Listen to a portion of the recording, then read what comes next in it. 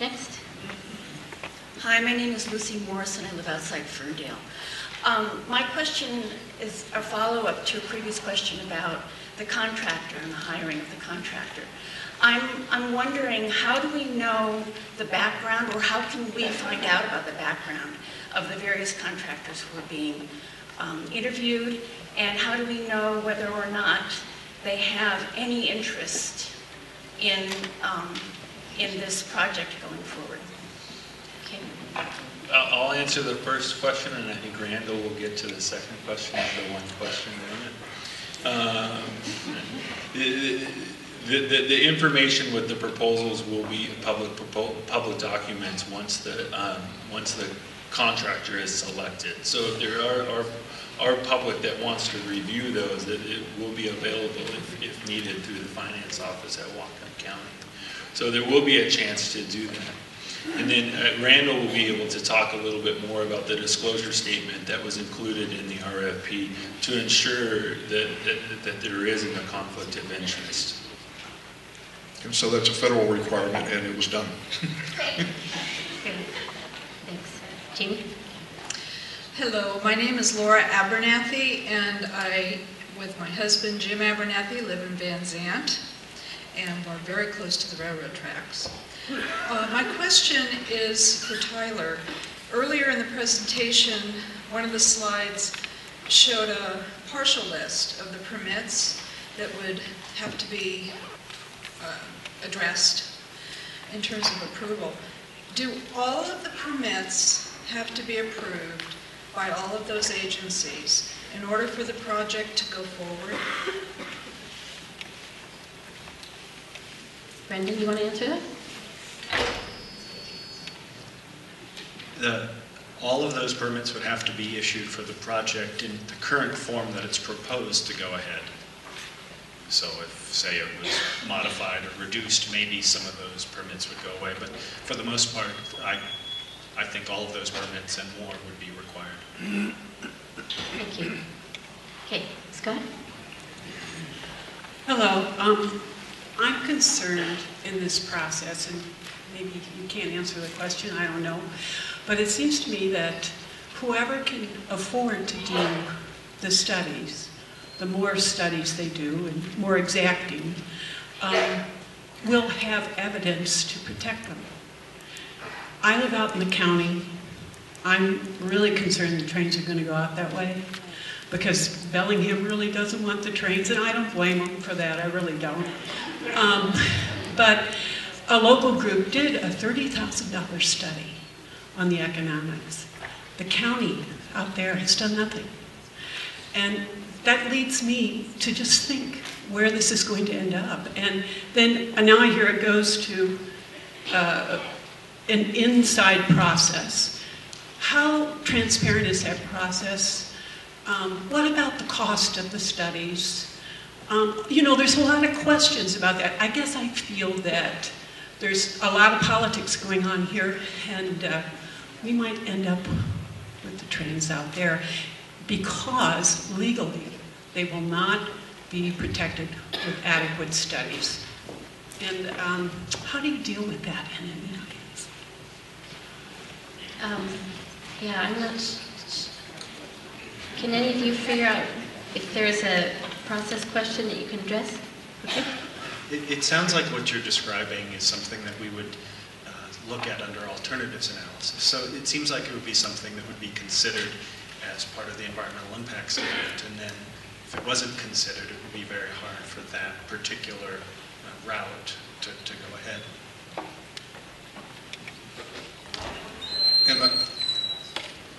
And I'd like to add that it's not a matter of who provides the study or how much it costs or anything.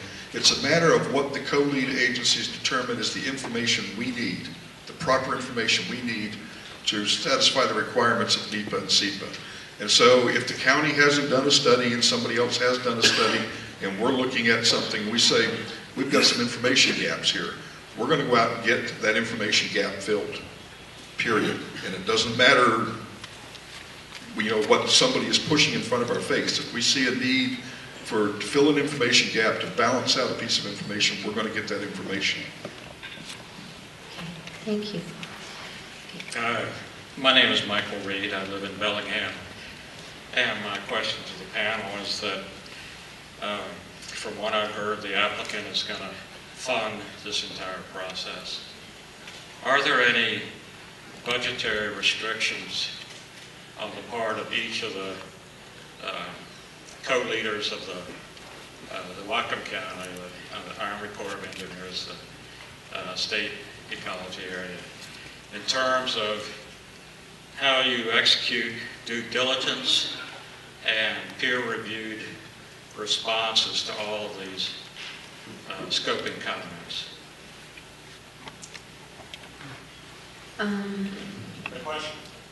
Fundamentally, the question is, are there any budgetary constraints that the applicant can influence? Are you asking, is there a limit on what they have to pay to fund the EIS? Or are you asking something else?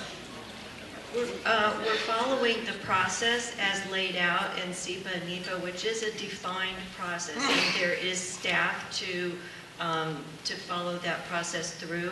Then when we need technical help or studies to be done and so forth, that's what we have the consultant do for us. That the consultant is working under our guidance, and then we're fulfilling the review process and taking care of the administrative level of things. Does that answer your question? Not specifically. The question is... Hey, hang on. We're having the questions down here. If you want to ask a question, please get in line. I'm going to address your question. I think I caught it, and then I'm going to have Tyler flesh it out. Basically, all the applicant is doing is providing a pool of money to the county. The county will then enter into a contract with the consultant, and the county will be paying the consultant. The applicant does not directly pay the consultant or have an influence in what that consultant does as far as saying, we're not going to give you that much money. The only thing the applicant could possibly do is say, we think that's too much money, we're going to back out of this whole process, at which time we have an unfunded mandate. Tyler, did you have anything? Well, kind of. So that lays out the contract associated with it. So there'll be two separate contracts, one between the county and the applicant, SSA Marine or PAT, and then one with the consultant. So as Randall was indicating, there'll be an account set up with a balance that the applicant has, in which the responsible official will have the ability to draw from that balance to pay the consultant to do the facilitation and the review of data. Who pays for your time?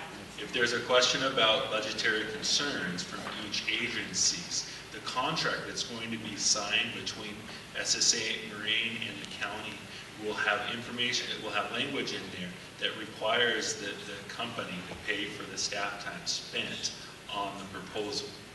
So the budgetary concerns, yes, I have a lot to do with Whatcom County and planning outside of this project. But there's enough staff and there's a balance between the money that the company provides for staff to facilitate the review associated with this project. Thank you. Is that... Actually, can we move on to another question? Thank you. Go ahead, Scott. Hi, my name's Kim Brook. I live outside Ferndale, 2.5 miles away from this project. My concern is that you don't represent me personally, and my county council does. My question is how is the county council supposed to be intellectually informed if they cannot be involved in the public process? My other question is, we've been told that environmental I'm sorry, scoping... just one question, please. Nope, I'm going to say this. All right, Question is that basically what you're doing is allowing the scoping process is to allow what damage will be part of the process of the environment. So it's how much damage can be done to the environment for this process to go through. Thank you. So and I'd like to county council. Thank you. So the question had to do with the county council, and the other was a comment. All right. So the first question about the county council, I believe we've already, that question's already been asked and the answer's already been provided. I don't think so. It happened. And if you personally don't feel like we represent, being this panel, represent your opinions, provide your opinions to the record. And that record will be reviewed by the council when decisions are made. So that would be my recommendation, that to voice your opinions onto the permit record, so that when it comes in front of a decision maker, being the county council, then we'll have the authority to review all of those comments associated with it. So that's another plug for the scoping process and the official record. Thank you. Jeannie? My name is Rebecca Steinmetz, and I live in the county. Will there be any kind of receipt or acknowledgement sent out for letters received so that we can be sure they were received and reviewed other than plowing through the website? Through the EIS process, every comment that's submitted will be acknowledged through the administrative record of where you can find the answer if it's already in there, or how the EIS was changed based off of that comment. Okay, thank you. Scott? Hi, my name is Dave Kirshner. I'm from Lummi Island, and this question may have already been answered. It's about conflict of interest. When the lead agencies are choosing the contractors / consultant, is it permissible for the lead agencies to choose a contractor that has worked previously for the applicant or for a major owner of the applicant? Okay, conflict of interest? So through the contracting process, there was the disclosure statement that was submitted that will be reviewed prior to selection of a consultant. In that document, and Randall, you may need to help me touch on it, in that document, it discusses future contractual work and known contractual work associated with the consultant and the companies associated with the project. For the federal side of the issue, we're concerned about current and future contractual arrangements between the third-party consultant and the applicant, because we don't want that to influence what they're doing now. What they may have done years and years ago probably isn't going to influence what they're doing now for us. But if they have a contract on the line with this company, then there's definitely a bias.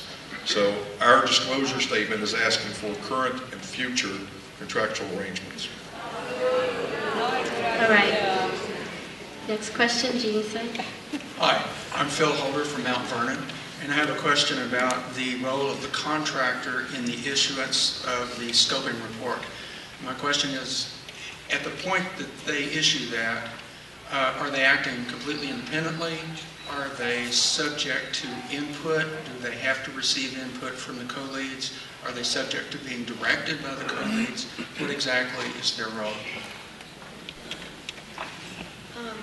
All the reports that are issued by the co-leads. The consultants will be assisting us in collating large numbers of comments and so forth, but the co-leads issue the reports and the documents.